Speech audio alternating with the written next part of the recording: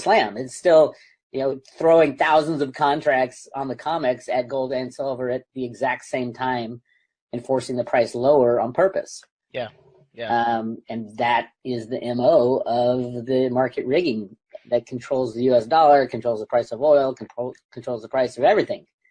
So as of today, there is no change in the Trump financial market rigging versus the Obama rigging versus the Bush rigging versus any rigging going back to the early 70s.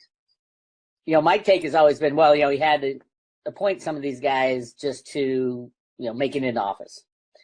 So now he's in office and he's got to get some key people in place. And, notice the first guys in place were the generals. Uh-huh. So in case there is some kind of attempted coup by the retarded left, the generals will be in place and have the power to overthrow anybody who's trying to overthrow Trump. Trump can't do a thing to change things unless he destroys the old system and implements a new system. And because all the bad guys have all the money now. That's been the way it's been put together. So, right.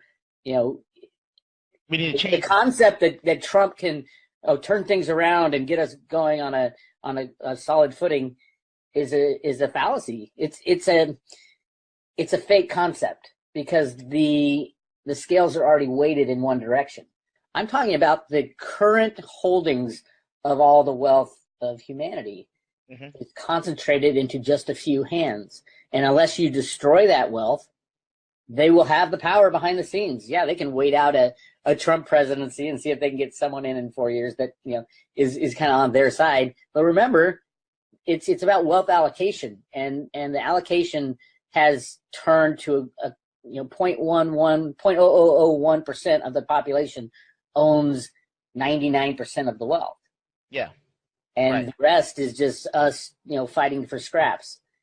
So unless something happens to redistribute that wealth by either taking it away from the rich and giving it to the poor, which I don't think is the right thing to do, or destroying the electronic fictitious wealth in the first place, so that the fake wealth, the promises, the credits, the blips, is washed away, and that's what they believe. They, meaning that 0.0001%, believe is wealth now, and they think that if they have the legal claim of debt that is owed to them, they are the richest people in the world. And all these electronic blips that we call money or stocks and bonds and all that stuff that's all it is it's a credit instrument. And as long as people believe that, under U.S. law, they can, call in these debts at any moment, which the banks can under U.S. law, they can call in all loans at any moment if they want. Yeah. It would obviously wreak havoc, and then it comes down to the court. Will the court uphold the law that was written by the bad guys and is exercised by the bad guys when it all falls apart? Because it's these ultra wealthy people that will claim to have the legal power and legal ownership over all monetary assets. We can delegitimize electronic debt assets by allowing the system to trade freely, which would destroy the derivative market, which would destroy every bank, and all these assets, even government assets, are held in banks. The banks might try to implement a blockchain technology to maintain and hold their current assets. Yeah. They can say, oh yeah, we've been cheating for these past 100 years, but now we're going to introduce truth and honesty into the system. Now that we have all the assets, we're going to introduce truth and honesty into the system and adapt the blockchain technology to manage the current system. See what's going to happen there is they're going to say, either they're going to crash and say, oh, it's the blockchain's fault because the system crashed, whether or not it's because of truth and honesty. But more often than not, they're going to say, this is a truth machine. You can't, this is what it is. And yes, when it was implemented, we had all the assets, but since then we still have all the assets because look at the blockchain. So there's problems there. There's problems with Bitcoin exchanges because they only exchange derivatives and they don't exchange real Bitcoin. Yeah. There's problem with online wallets because they're doing the same thing that Mt. Gox did, in that they are not going out and buying Bitcoin when people, they only go get the Bitcoin when people start redeeming their accounts on the online wallets. Sure. I mean, there's a pool of Bitcoin and a pool of cash in each one of these exchanges and each one of these wallets.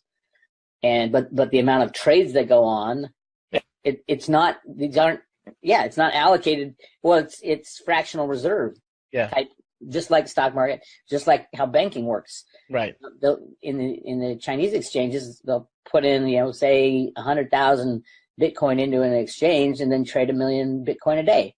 Well, what's wrong with that picture? They don't have the Bitcoin if everybody were to redeem at the same time. Yeah. And they don't have the cash if everybody, but they make money on basically the way the Chinese exchanges were making money was because they don't charge fees for trading. That's why the volumes are so high. They made money on lending out margin for this stuff, and they would get paid for the margin they lent out. So yeah, it's a mess. But there is the only solution goes back to kind of what I call the original good guys are saying. They don't believe in what Trump's doing for the good guys, and it's only a faction of the good guys who are looking at Trump saying, "Oh yeah, okay, this will work. We can smooth out the transition to a real system." But at the end of the day, you're going to have to pull that Band-Aid, and that Band-Aid destroys the wealth of the 0.0001% that hold the majority of their wealth in electronic IOUs known as money, known as derivatives, known as mortgage-backed securities, all that stuff. And yeah, you're gonna wipe away the rest of us with it. But the problem in the world today is not the amount of wealth people have. The problem is the amount of debt people have, credit, right. And it's in the hands. And you got your debtors, and then you got your collectors are the 0.0001%. So if you wipe out the electronic assets, you're also wiping out all the debt in the world. Yeah. And that's kind of if Trump's a good guy, he won't cause it to happen. All you have to do to make this happen is stop rigging the markets and let markets trade freely. And then instantly gold and silver and Bitcoin will skyrocket. I don't know what the Dow is going to do. It could go down 75%. It could go up 100%, 200%, 10,000% in the next year if the Fed opens the spigots. But who's going to believe it? What will the banks be doing if that kind of distortion happens in the market when their derivatives, they've hedged everything in their known demand, and you need every counterparty to stay in business for the bank hedges to work. That's why China bailed out Deutsche Bank of their derivative implosion, is because they didn't want the system to crash. And that's probably why Trump is all pissed off at China. He does want the system to crash. We do need the system to crash. The longer he waits, the deeper he gets into his change. He's going to destroy whatever he sets up as far as economic change that he's making. Because, how far along, unless he wants to continue market rigging through his whole term. And if he does that, I got a problem with that. That doesn't make America great. That destroys America. No matter what the rich get and the people and where the stock market goes and all that. Right. So I do believe within the next couple of months we are going to have the mother of all crashes. And I do believe there's a plan how to restart things. Mm-hmm. A lot of that, Trump's kind of even forcing it with all his talk of tariffs and all that. If you go back to like the 1930s, when they were trying to, what are we going to do to save America after the stock market crash, they passed the Smoot-Hawley Act, which was put tariffs on like 20,000 items that were coming into the country. And all it did was prolong the despair. Unemployment went from 8% to 25% in 1933, and the system fell apart because when you throw tariffs on countries, they throw tariffs on you. Right. And then, what happens is that imports and exports get cut. In the 30s, because of the Smoot-Hawley Act, the imports and exports both were cut by 50%. So that doesn't sound like real strong economic growth that Trump wants. Now, I have a theory that, when we crash the system, no one's going to trust the U.S.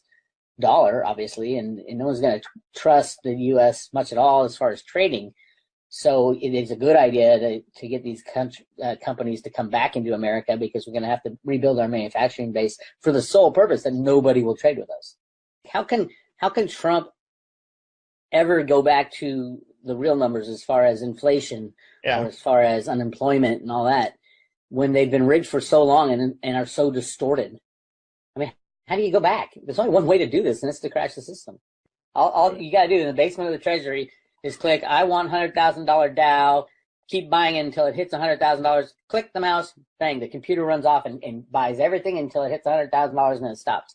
And then at $100,000, level it out so that every time it goes under, you buy, and every time it goes over, you sell.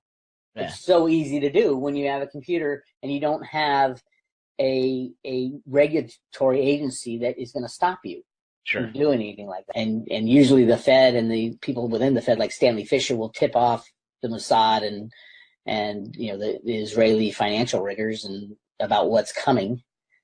I think he needs to be routed out. The Stanley Fischer, the number 2 guy at the Fed. Yeah. He was the head of the Israeli central bank. What's he doing as number 2 person at the U.S. central bank? Yeah, he has dual citizenship, like Rahm Emanuel and all those guys. What are these people doing there? They're buying all the U.S. debt now, the Fed, and I mean the insanity of what goes on behind the scenes. And then there's something that I've talked about for a long time. It's like, if they're lying about unemployment, and they're lying about the rate of inflation, and they're lying about GDP, and they're lying about all these economic metrics, why aren't they lying about the amount of money that is created? How easy is it for the U.S. government to secretly create trillions of dollars without telling anybody or any government? Yep. If they catch wind, the U.S. will take out that country and destroy their currency using the derivative markets, which they've done to Venezuela and Zimbabwe and stuff like that. It's not just the U.S. government, but of course, Venezuela was pissing off the U.S. Where's Venezuela now? Their economy is destroyed because we destroyed it. All we have to do is click the mouse a couple times and sell the bolivar, and all of a sudden the government's broke and they got to go or drive the price of oil down. CNN I watch for pure entertainment and to know what the bad guys are trying to do. They're